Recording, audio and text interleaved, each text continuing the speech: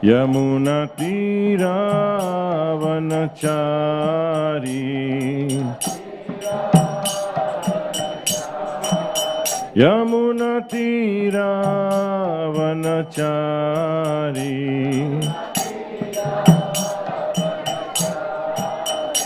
Jaya Radha Madhava Kunja Bihari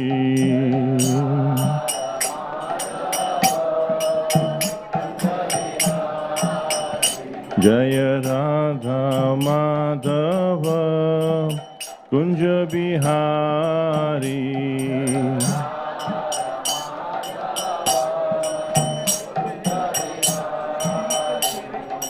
Gopi Jana Vallabha Girivaradhari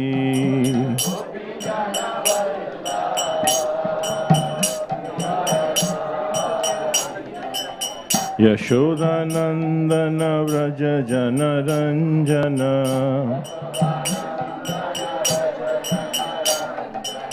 Yamunatiravanachari Jaya Radha Madhava Kunja Bihari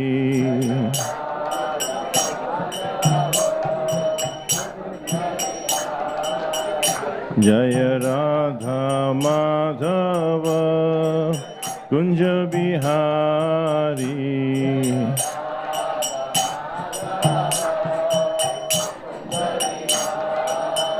Hare Krishna Krishna Krishna Hare Hare Hare Rama Rama Rama Hare Hare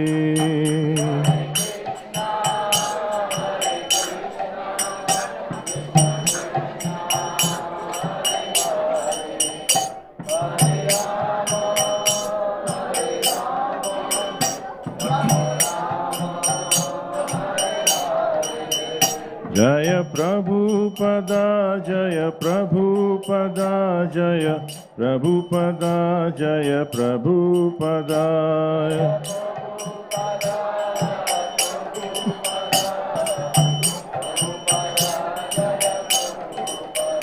Gurudev Gurudev Gurudev Jaya Jaya Gurudev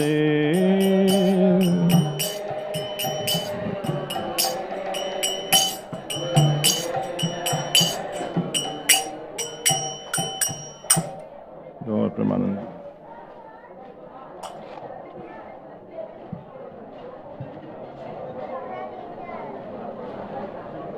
Om Namo Bhagavate Vasudevaya Om Namo Bhagavate Vasudevaya Om Namo Bhagavate Vasudevaya Narayanam Namaskrityam Naram Chaiva Narottamam Devim Saraswatim Vyasam Tatho Jaya Mudiraye Nashtaprayeshu Abhadreshu Nityam Bhagavata Sevaya Bhagavati Uttama Shloke Bhaktir Bhavati Naishtaki. We're reading from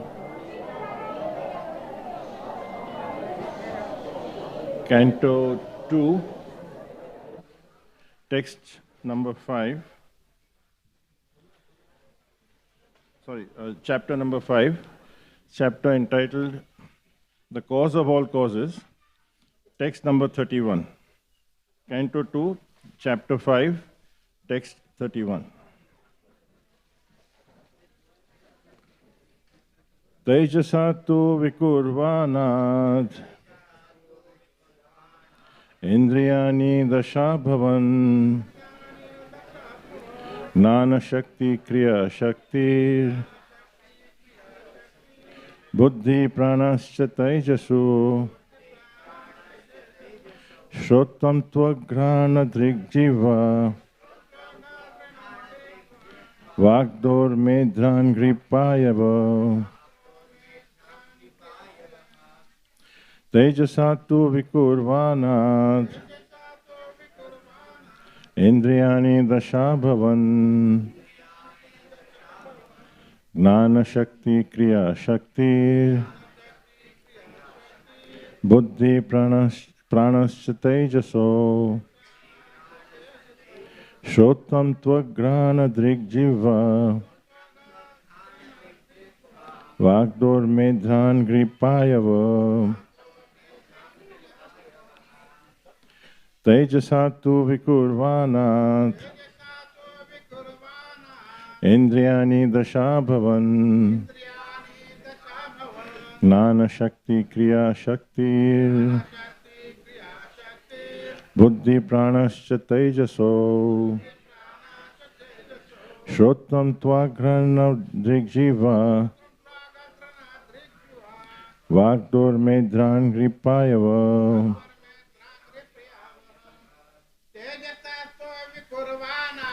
Tejasatu Vikurvanat Indriyani Dashabhavan Gnana Shakti Kriya Shakti Buddhi Pranascha Tejaso Shrotam Tvagrana Drigjiva Vagdor Medran Gripayava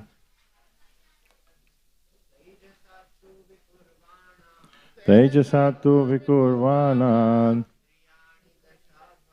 Indriyani Vashabhavan Gnana Shakti Kriya Shakti Buddhi Pranascha Tejaso Shrotam Tvagrana Drigjiva Vagdor Medran Gripayava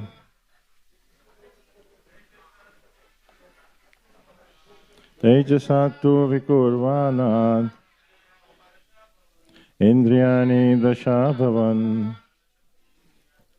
Gnana Shakti Kriya Shakti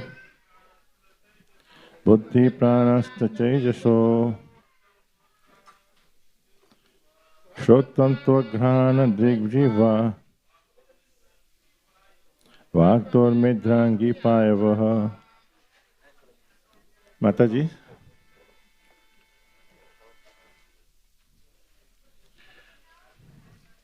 Tejasat, by the passionate egoism. 2, but Vikurvanat, transformation of Indriyani, the senses, Dasha, 10, Abhavan, generated, Gnana Shakti, the 5 senses for acquiring knowledge, Kriya Shakti, the 5 senses of activities, Buddhi, intelligence, Prana, the living energy, Cha, also, Tejaso, all products of the mode of passion, Shrotram, the sense for hearing, Tvak, the sense for touching, Grana, the sense for smelling,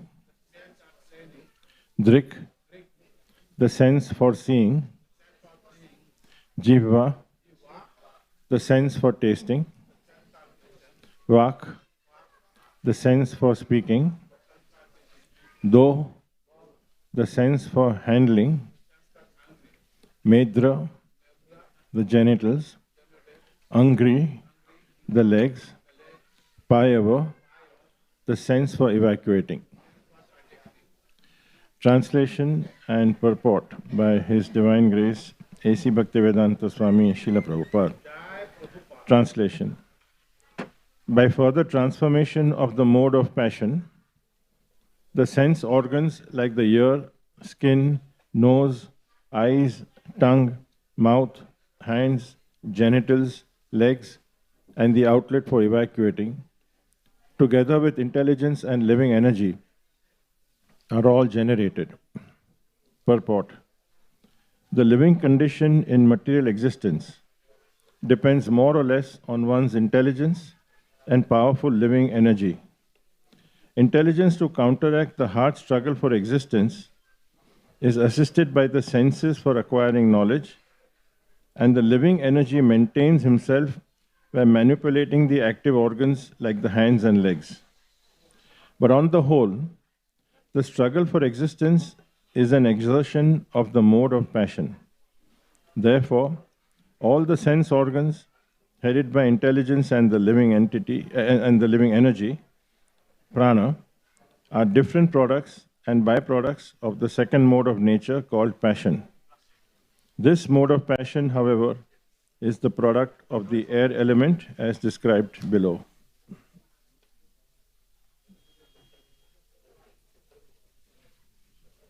Om Ajnantimirandasya Jnananjana Shalakaya Chakshurunmilitam Yena Tasmai Shri Guruve Namaha Shri Chaitanya Manobhishtam Stapitam Yena Bhutale Swayam Rupa Kadamayam Dadati Swapadantikam Vandeham Shri Guru Shri Yuta Padakamalam Shri Guru Vaishnavamscha Shri Rupam Sagrajatam Sahagana Raghunathanvitam Tam Sajivam Sadvaitam Savdutam Parijana Sahitam Krishna Chaitanya Devam Shri Radha Krishna Padam Sahagana Lalita Shri Vishakhanvitamscha He Krishna Karuna Sindhu Deenabandhu Jagatpate Gopesha Gopika Kanta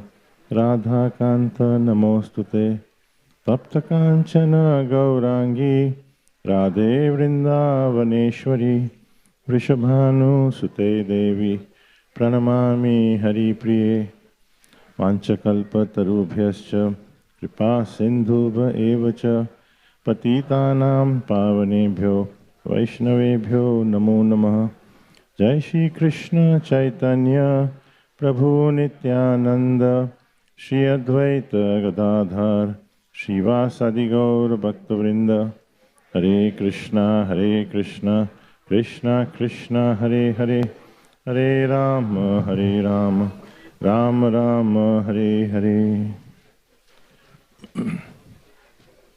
Hare Krishna. So welcome to the Srimad Bhagavatam class today, and on this very auspicious day of this glorious festival, the flower festival. Perhaps if we have time towards the end, we may speak a few minutes about it. But regarding the verse today, the verse and Srila Prabhupada's purport talks about the mode of passion. Now, Krishna, in one sentence, in the Bhagavad Gita, chapter 7, 14th verse, in one sentence he gives the challenges that living entities have and also the solution, just in one sentence. He says that this divine energy of mind, consisting of the three modes of material nature, is difficult to overcome, but those who have surrendered unto me can easily cross beyond it. So, Krishna himself is telling us that the modes of material nature are created by him and are difficult to overcome, and at the same time, he gives a solution also. The solution is that if you surrender to me. Now, Krishna, the Supreme Personality, has innumerable, uncountable energies, and all these energies are divine. So, although the living entities are also part and parcel of the energies, that we are all actually part of these energies, and we are also therefore divine, but because we are so close contact with the material energy, we get contaminated. And therefore the superior nature gets covered. And because we are covered, therefore we can't overcome the influence of these modes. And of the three modes, today we are talking about the mode of passion. which actually perhaps decides really our by the external world today, wherein we need to project the maximum passion in whatever we do. So though we belong to the eternal superior nature of the Lord, but because of this contamination, we are covered and therefore with this matter, and therefore we are under this illusion which is also eternal. So therefore we are called Nitya Bhaddras because we are conditioned eternally until we come to Krishna's lotus feet. Now when we talk of this mode of passion, it's basically characterized by the attraction between man and woman. And when that increases, and when that becomes prominent in our lives, then it also we develop the hankering for various material enjoyment. And this hankering can be in various forms. When we say hankering, we are talking of putting a very high priority and longing, desperately longing for it. It becomes our reason to live, our reason to enjoy. So we may be hankering for prestige, we may be hankering for more wealth for ourselves. We want some honor in society or in the nation. We want a happy family, nice children. We want a nice wife or husband, nice house. So if you see, none of this is wrong, because you may say, well, then what is my duty? Because almost all of us are grihasthas. So there is the difference between discharging our responsibility and hankering for it. Hankering means that this becomes the predominant goal for our life, and our happiness and distress is caused by our longing for our attempt to achieve this wealth or prestige, fame, recognition, honor, etc.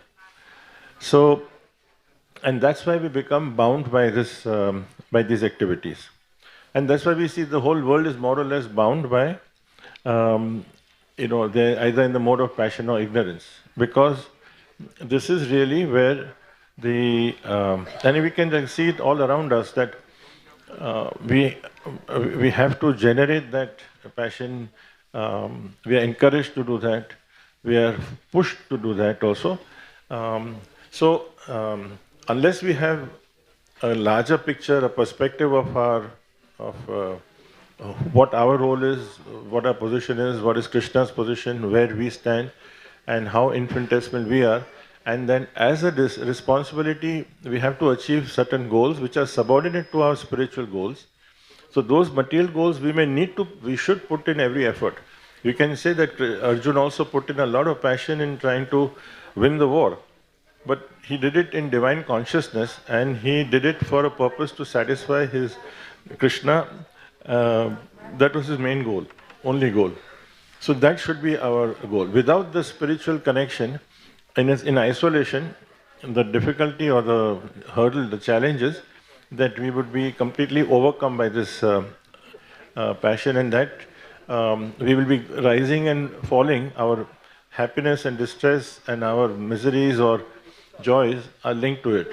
And that's why we see that we have sometimes people have so much. Now, why we say that this century is the century where there are maximum illnesses, mental illnesses are predominant. One statistic says that almost 25% of the world's population will be facing or is facing or will be facing mental difficulties in their lives. The reason is because of this, that our minds are attached to our activities which are driven by this hankering. And because of that, and that's become the norm. That means from the childhood we see that this is not really encouraged everywhere. In school also it's driven by marks, it's driven by academic performances. A school is considered good if it is producing all children having over 90% marks or 80% marks. And therefore the child also, nowadays we hear that even at 1.5 and 2 years old, children are actually given what we call equivalent to tuitions. They go to play school, they're trained. So they're like programmed. They're programmed because they should do well so that they can get into a good school. So this mentality of overdoing it and thinking that this is the main activity, because we say that, well, if he doesn't get a good education, how will he get a good job? If he doesn't get a good job, how is he going to earn more? If he doesn't earn more, how does he have a good life? So everything becomes a cycle. So that becomes so predominant that everything else, including our natures, our natural inclination to serve, our responsibilities to other members of the society, not only just family but community, society, that selflessness doesn't come, because then we are driven by our own individual needs. That's why the world has become so individualistic over the last 1 or 2 centuries, and is becoming more and more so, especially in the last couple of decades. So this becomes the benchmark. And in earlier yugas, the mode of goodness was always the benchmark to decide what is the advancement of society. Now the advancement of society is how we increase the standard of living, and for that there is a push. So if somebody is contented, you're not allowed to feel contented.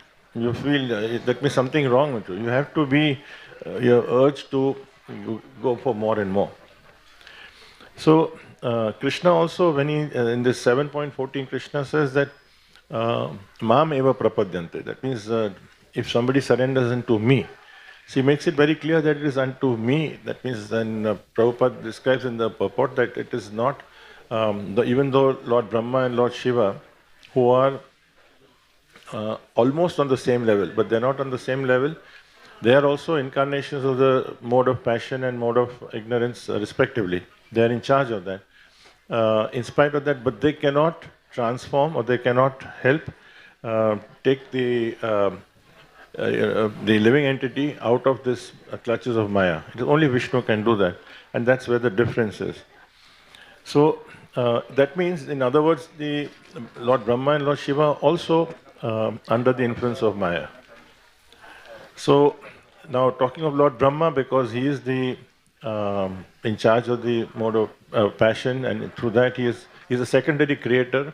Krishna created him, and then he's the one who actually creates the entire Shishti, this whole Brahmand.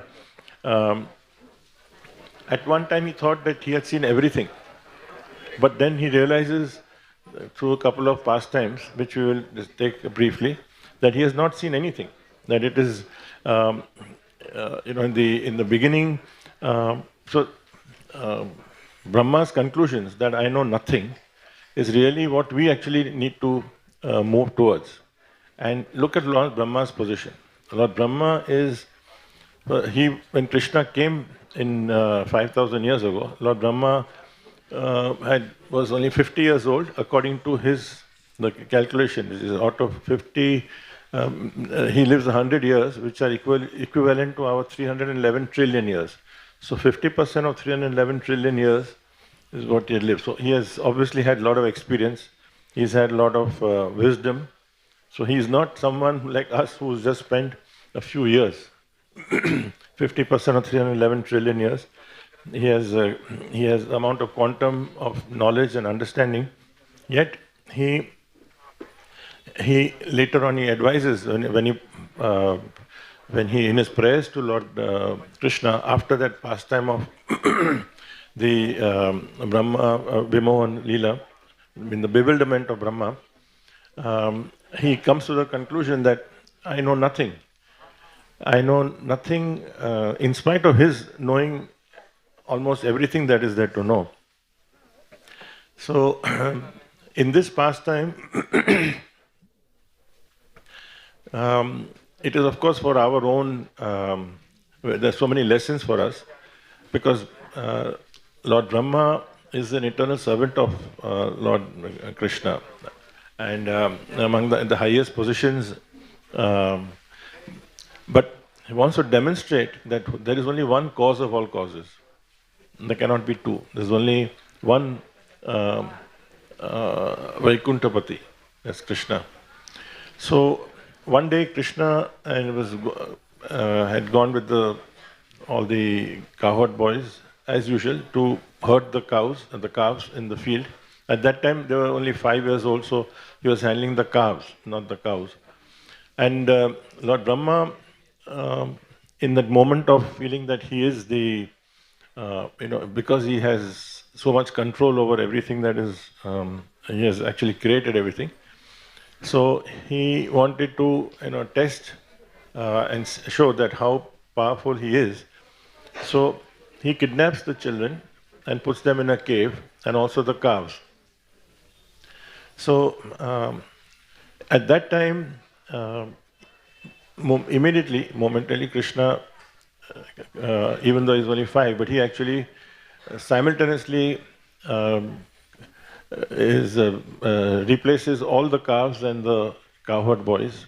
Krishna himself becomes all the cowherd boys and the calves. So there was not even a moment split. So this happened in a moment, though actually in our own calculation it is actually equivalent to 1 year. So when Lord Brahma then goes to the caves where he has put the children and they're all sleeping, but then he comes here and he sees that all the children are here. He sees the calves, they're sleeping in the caves, they're here, they're all playing. So he is completely bewildered by that because he sees that am I seeing two things? How is it possible? Is it that when I'm coming here in the fields to see, is Krishna somehow taking them to the caves? Or when I'm going to the caves, is he, at that time Krishna brings them here? But then he saw that went back and forth and he saw that they're there in both the places. Then he said, is it that there are two sets of calves and two sets of boys? So he was in that kind of speculative mood. And then in front of him, suddenly he becomes blank. And blank means he knows nothing. He knows nothing because all this knowledge has now come to zero. He just cannot understand what is happening. And at that time, everything disappears. Everything suddenly disappears, and only Krishna is left, that 5-year-old boy. And Krishna, when Brahma actually kidnapped the children and the calves, Krishna was at that time, had gone to search for the calves because they had gone a little far away. So, like a little boy, like a typical 5-year-old boy, they were having their lunch. So he had a small katori with a little fruit and some dahi, and he had gone to search for the calves and the boys, and they were kidnapped. Now, after this Leela, when Brahma sees that everything is gone, only Krishna is there after 1 year, and Krishna still holding the fruit and in the same position.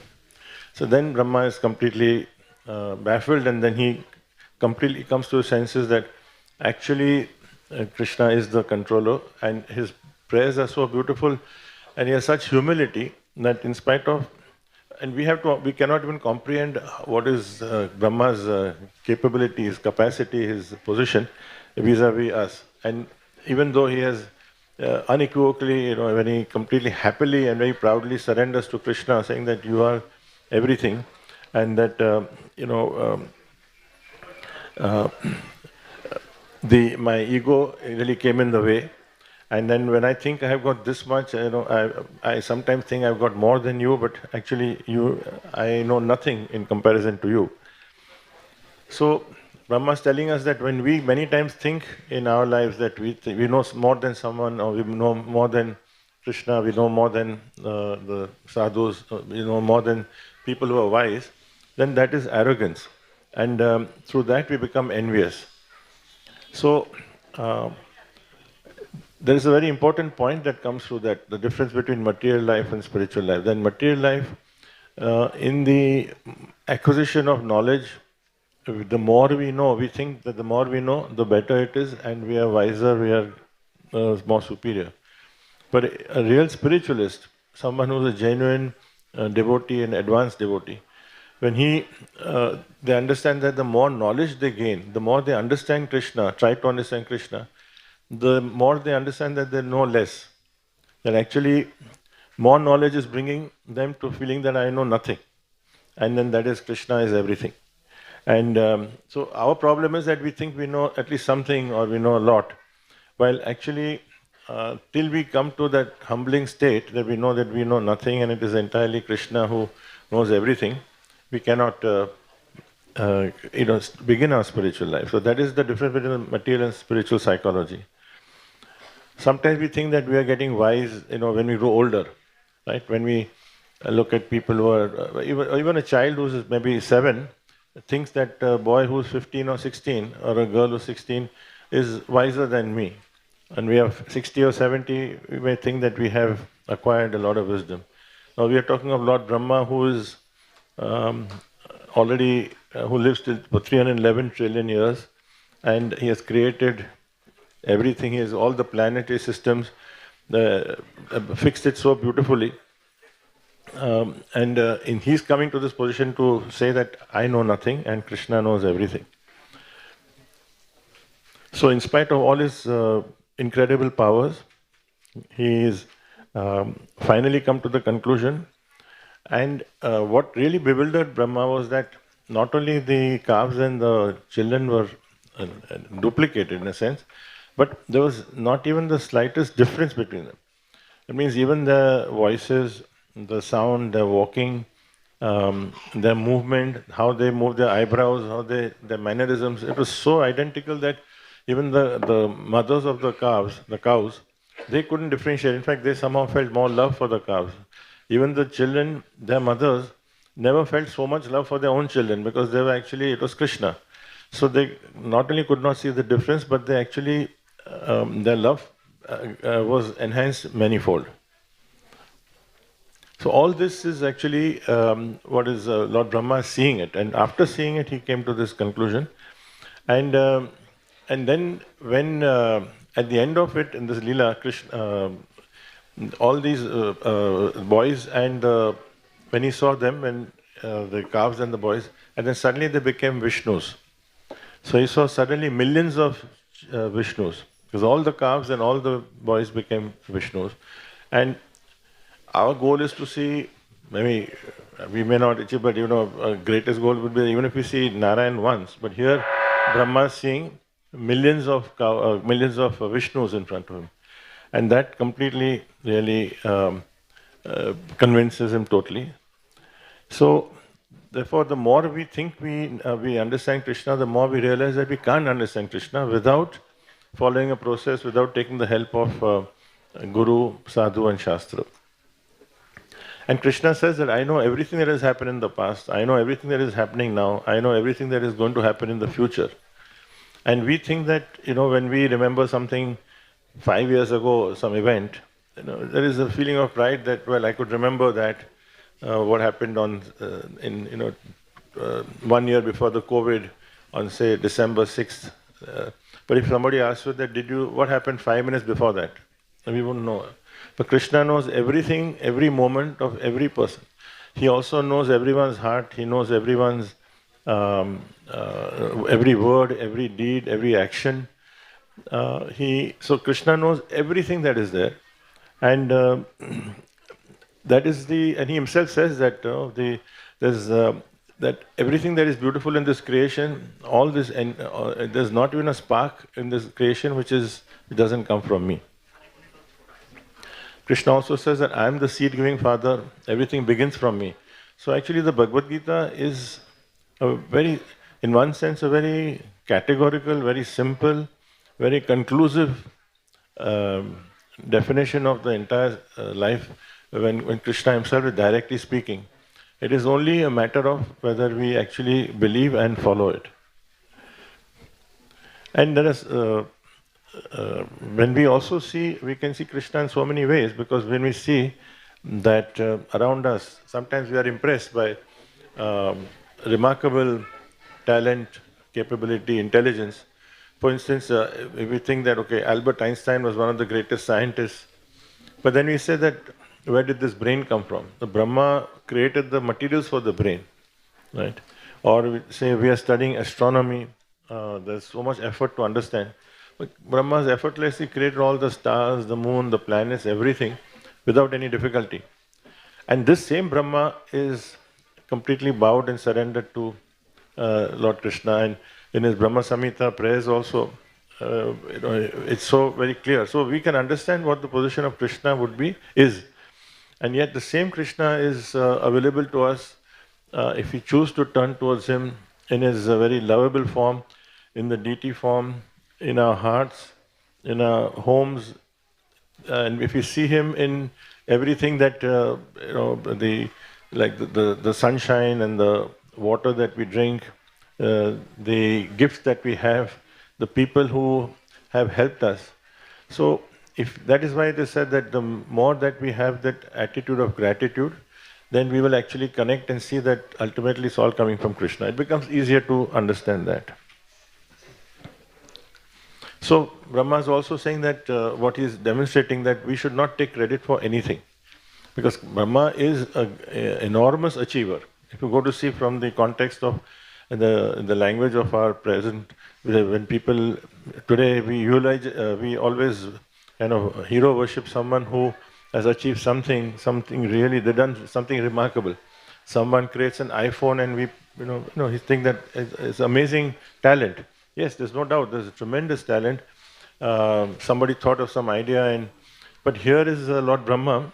He has done so much beyond our understanding. He's created everything, and he's not taking any credit for himself. And in fact, he's saying that it's Lord Krishna who's everything. So when we look at that, we also, when we see someone who has that talent, we honor that, but we also honor the person behind that. We honor also that it is ultimately Krishna who's the doer. This is the important point. It is not that we see the connection to Krishna in everything that we see. And that is why the humility comes. So when Srila Prabhupada was once asked by one of his disciples that, Srila Prabhupada, Bhaktivinoda Thakur, who was his, Param Guru in a sense, Bhakti Siddhanta, his Guru Maharaj's father, and who was actually his Shiksha Guru, and he was the one who really predicted that he actually discovered the Chaitanya Mahaprabhu's birthplace, and he sent the first book to McGill University in 1896. So he achieved so many things. So the disciple asked Prabhupada that, Prabhupada, why didn't Bhaktivinoda Thakur actually, why didn't he spread Krishna consciousness the way you spread it? So Prabhupada very humbly said that actually, yes, Bhaktivinoda Thakur could have done everything. It was very easy for him. But he just left the service for me. So that was his humility. And that humility gives us the opportunity for Sharanagati. That without that starting point, there is no hope that we will ever come to understand and to then, let alone fall at the feet of Krishna. So because when we surrender, then Krishna reveals himself to us. And our mistaken notion is that there is a certain capability that I need to demonstrate.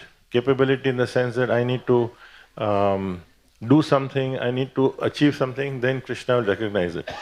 The only thing required is our sincerity. Because actually the process is that only when we invoke the mercy, it is the grace that comes to, that will make us, to invoke that mercy, that sincerity needs to be demonstrated in so many ways. A transparency, a dedication, accepting putting our priorities correct, and living a life accordingly. So that grace is something which is really for us which we need to invoke, and that power of grace, the infinite grace that is there. And Prabhupada demonstrated that. You see in Srila Prabhupada's life that when he was in the West, when he went there, he had nothing with him. He had nothing, no contacts, no fame, nobody knew him. He had no money. It was such an impossible task. And then the only thing he had as an asset was his body, which also he got 2 heart attacks. He almost died there. So he could have easily come back to Vrindavan, but he just remained there and struggled because he was completely surrendered to following his Guru Maharaj's instructions in order to please Krishna. So basically what Prabhupada was, this lifestyle or this, his entire life of dedication is really what actually invokes the grace, and through that grace, and this is what we need to see, that how he had no concern for his own self, because his only concern was, how can I serve Krishna by serving my Guru Maharaj? Also the same way we see in Chaitanya Mahaprabhu's Leela, Kolavicha Sridhar. And why this example? Because Kolavicha Sridhar, we know he had nothing. He was absolutely, so like Prabhupada had nothing, Kolavicha Sridhar also had absolutely nothing. And yet, he had so much grace with him that Chaitanya Mahaprabhu was so keen, so desirous of giving him something. And he kept on insisting that, you must ask something. And Kolavicha Sridhar kept saying, no, my lord, I don't want anything. They said, no, but you must ask. He was begging him, you must ask. He said, no, I don't want. He said, I can give you palaces. He said, no, that will be a distraction for me. I can give you siddhis, So saying that will be disturbance for me. So I don't want anything. Chaitanya Mahaprabhu said, no, you must ask something. Saying, but I don't want, I only want to please you. Then Chaitanya Mahaprabhu said, but if you want to please me, then you have to ask something. They said, okay, if you want me to ask, then I'm asking that that same form of Nimai, that little boy who comes and steals my banana, let that meditation remain in my heart all the time. So this we see that he has clearly he had all the grace and the mercy on him. And how did he get it? He didn't have to go to the top elite schools or colleges. He didn't have to disclose that he had some millions of dollars or anything. Nothing. But basically, the sincerity was of trying to please Lord Krishna was the most important thing, and that's the message that we get through our parampara, that we need to, through whatever happens to us, whatever our surroundings, the consistency of our desire to please the Lord, and that pleasing the Lord comes through pleasing His representative and following a certain process, is really our goal, starting and ending. It's an end by itself. So that's what the meaning of sincerity would be. So His Holiness Radhanath Maharaj, when he was describing this, what Kolavicha Sridhar, he summed it up very beautifully by this sentence saying that when Lord Chaitanya Mahaprabhu, after asking him, and then Kolavicha Sridhar said that just give me this meditation of this form. So Maharaj said that the unlimited is defeated by the simple love of a devotee. So we can that the unlimited is Krishna, and there is no limit to him, but he's defeated by the love of by the simple love of a devotee. But why we are not seeing this around us? When we hear these stories and we see, it's because we are entangled in this in the various modes, and particularly. The mode of passion and the mode of ignorance, the more we are entangled there, the further away we are even from the mode of goodness, what to speak of transcending that to come towards Krishna consciousness. And that's why the challenges are that we see this also in our practical day-to-day life. That means if we see, because we may say that, well, this is in the Shastras, but I don't see the implications of that around me. But actually, I remember Radha Gopinath Prabhu had many years ago had once talked about some symptoms of Kali, that what is typically what constitutes Kali, the behavior or the environment. And that is primarily because of you can see how the modes of passion, mode of ignorance take over and what it does to us. So one symptom is that we look at duty less than enjoyment.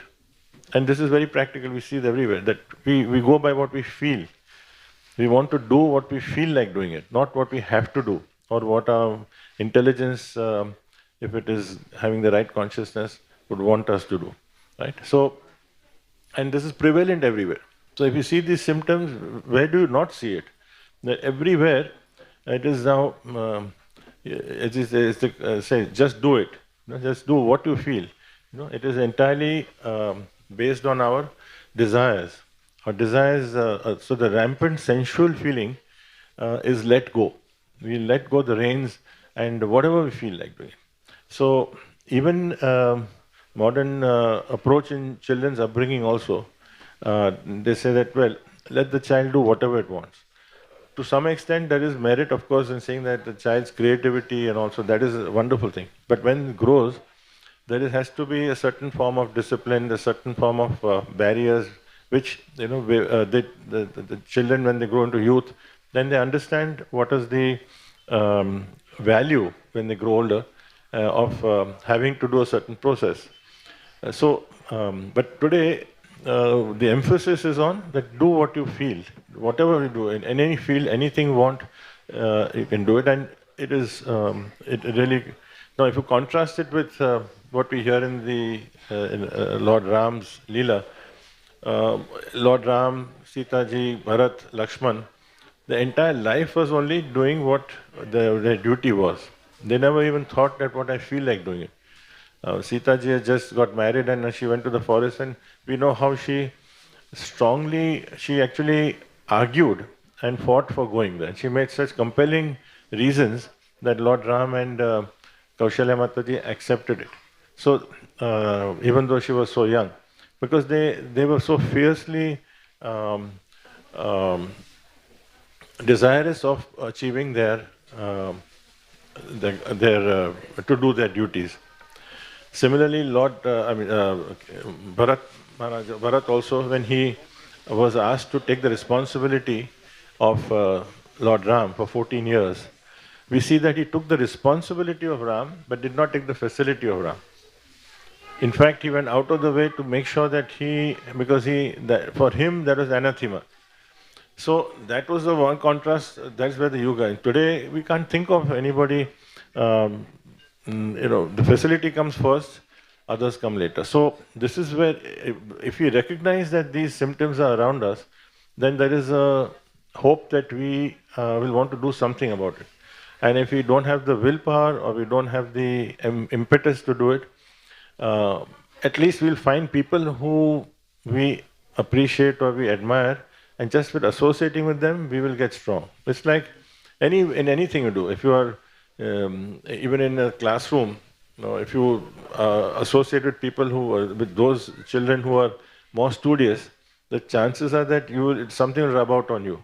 But if you are going to be more with the backbenchers who thrive in who actually boast and feel very happy to see that neither they study and they won't let anyone else study. If you associate with them, then we also will get that mentality that we take pride in saying that I don't need to study. So it's everywhere we see. So association, even from childhood and youth, even in material life also, will be is how that works on us. So therefore, we have the opportunity. If we have a weakness, we can't say, I understand all this, but I'm helpless.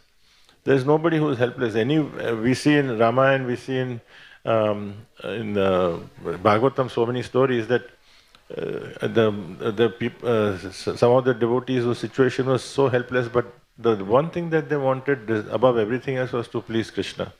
And pleasing Krishna can be in different ways in the different context. So this is something, there is no excuse for us. We all have that opportunity. It's just that we need to take it. So this is one symptom. Another symptom is that there is a general discontentment. This also, we discussed earlier that there is always a pressure on us that we should not be satisfied. If we are satisfied, then there's something wrong. You have to constantly be dissatisfied, constantly be discontented. So, in other words, if somebody is wanting to have a easy-paced material life, and we're not talking of laziness. We're talking of activity. Just like today, I read a very nice article by a lady, and she was just making the point that she was saying, why do the people talk of working women, that working women need this? She said, all women work. How can you say that somebody goes to the office, it works, but people at home, they don't work? They don't go to sleep. So that same way here, that everybody is occupied. It's a question of how so if in that occupation, whatever we are doing, we have a professional requirement, we have our responsibilities, but if people are managing that and they are contented and they are doing it intelligently so that they have more time for other things, it is not looked favorably. But people say, no, you have to spend more and more time, you have to push yourself, you have to go for that extra effort. An example, there was one of the greatest turnaround in business, one of the leaders who actually turned around this, one of the largest companies in the world. This is about 25, 30 years ago. And it is considered one of the greatest turnaround stories because the company was losing some $8-10 billion a year, and he transformed it.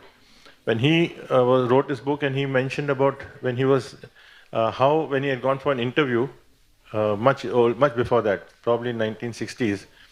So this is typical of how we are talking of the contentment. That the question that he was asked was that supposing it is a Friday night, 8 o'clock, and you're winding up and you're going home, and this was in a consumer company. So in consumer companies, that means when they're selling the products, whatever, they're selling to the final customer. So they are very concerned about market shares. And they go to the finest detail. They have it not just, okay, what is my share in India? Not just what my share in Mumbai is. They also know even different wards in different areas. What is my share against my competitors? So the question is that at 8 o'clock you're going home, and on Friday evening, and then the data for that week has just come and said that you have lost 0.1% market share. Are you willing to come on Saturday, Sunday morning, drop everything and see that your market share goes up? So he said, of course, I declined because that was too much for me. But this is a sign, this is typical, it is not unusual.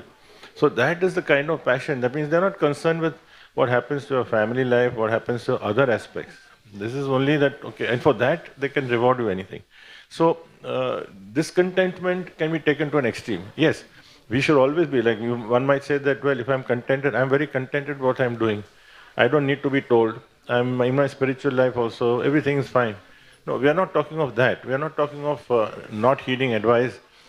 But we are talking of, and through our intelligence, when we plan our life and we see how we allocate our time and allocate our responsibility, we must discharge our responsibility. It is very important that we do not take this as an excuse. But therefore, this sign of discontentment is actually encouraged right from childhood. And there's also another sign is loneliness, because that is a corollary that there's no time to have relationships, and your nature also is highly individualistic. Everything is for me. Now there are contracts and even entering into marriage, and people don't trust even their partners. So this is we are looking at this individualistic approach, and that is it is normal that it becomes the loneliness is going to follow. And what happens is that then to break that, we go into either intoxication, or we go into movies, video games, organized sports, sex, strong music. They become addictive. So again, a distraction and can lead to addiction, and this is a major concern that even children get addicted to social media and to video games. Another sign is increasing your self-esteem, which also we see everywhere, that most important thing, because this comes to, if you are an individualistic society and if you are looking only for yourself, only for myself, not even for my family or to my surroundings, in that my self-esteem is the most important thing. So anything that, if it dents that pride is affected, then that is unacceptable, intolerable. So while on the other hand, we are told that the real identity of us is Satchidananda, and Krishna is Satchidanand, and we are also Satchidanand, and in our quality, and that we are meant to serve. Our disposition is to serve. So this takes us further away. So the point is that we need to, if we don't watch out, what happens is that increasing the self-esteem is contrary to being submissive. And the principle of spiritual life is that Lord Brahma demonstrated that what we see in front of us is Krishna is the ultimate, and our life is to surrender, our life is to serve. So this goes completely the opposite, that it just kicks out submissiveness. So therefore, this chanting develops humility, we see our real identity, we pray for our real strength.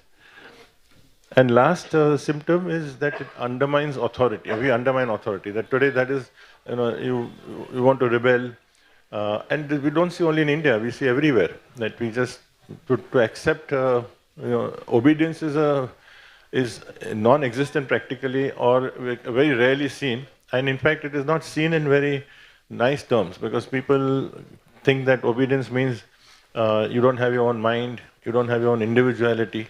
So that is also encouraged, that we have to um, that authority has to be questioned, and therefore there is, and then that increases anxiety, increases exploitation also.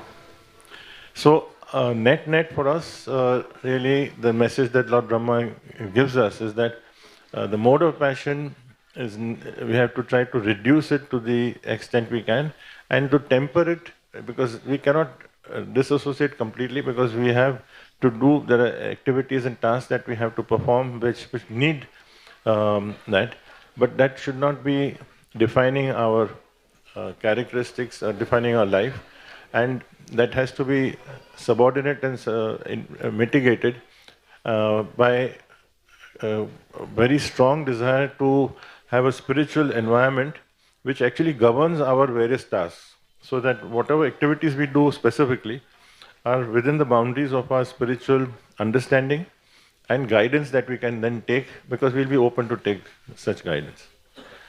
So,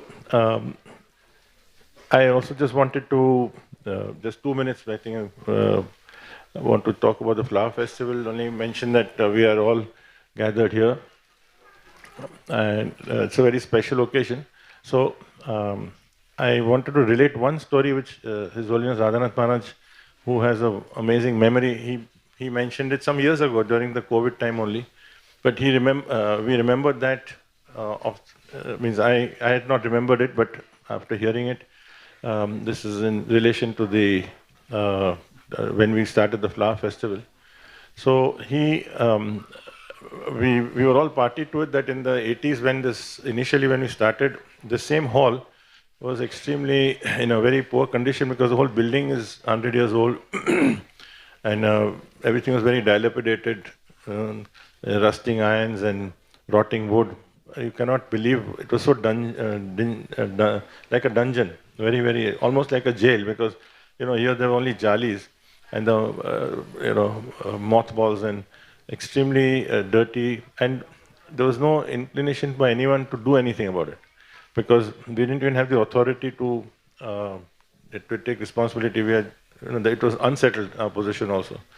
And then we also had the hosiery next door, and we had Sampath's classes here, and Bola's classes, and 55 LNHO children, and everything was so crowded. And this was in the beginning. And His Holiness Radhanath Swami Maharaj, when he started the flower festival in a very, very simple way, but somehow the few families that were there, the few brahmacharis that were there, they really got highly inspired by it. It really motivated everybody to come to the temple, and gradually the situation started improving externally also for the facade of the temple. So at that time, then in 1992-93, we had the riots in December, January, and so normally we have the Pushabhishek also, this flower festival also in January.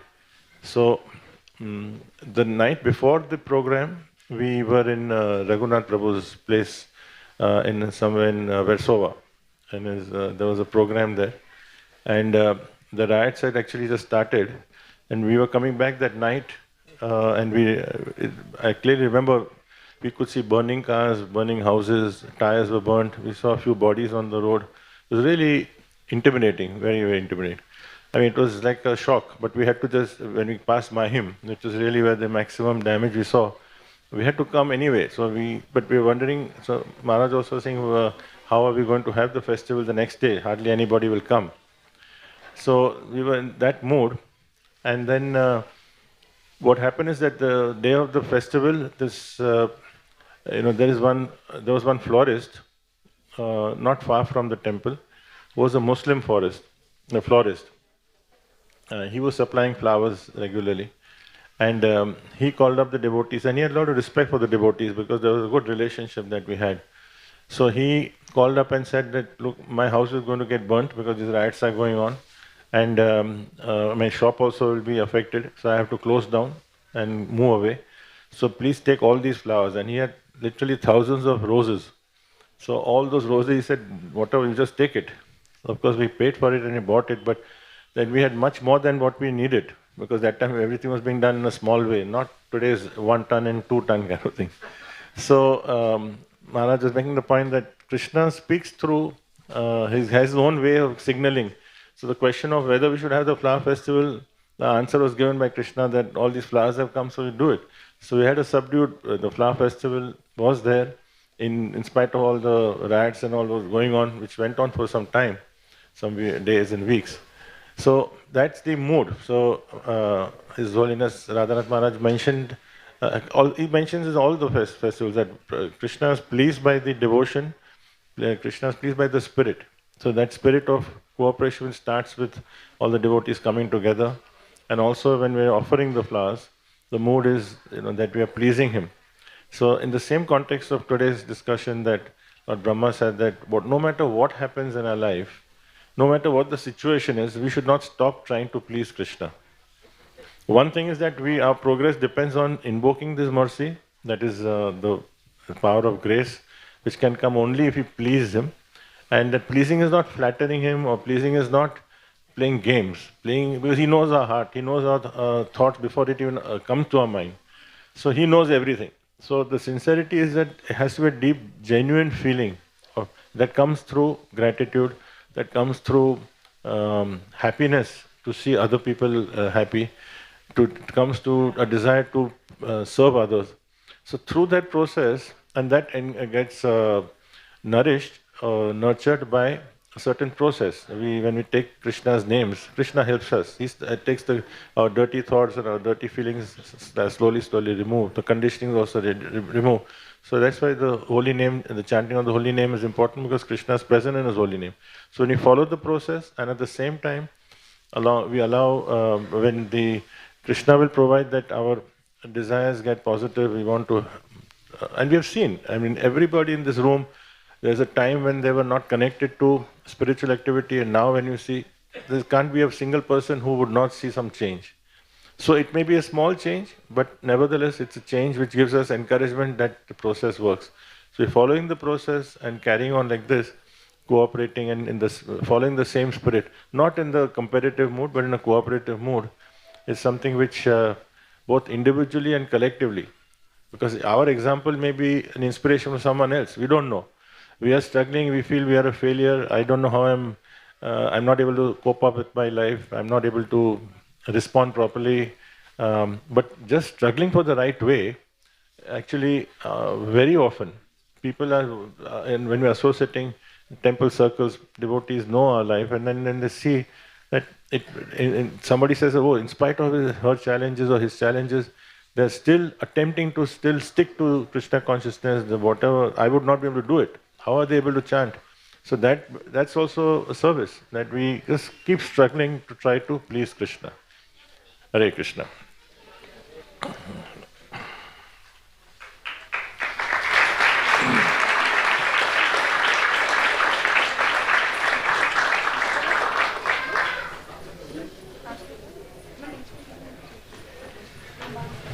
Thank you, Shriram Prabhu.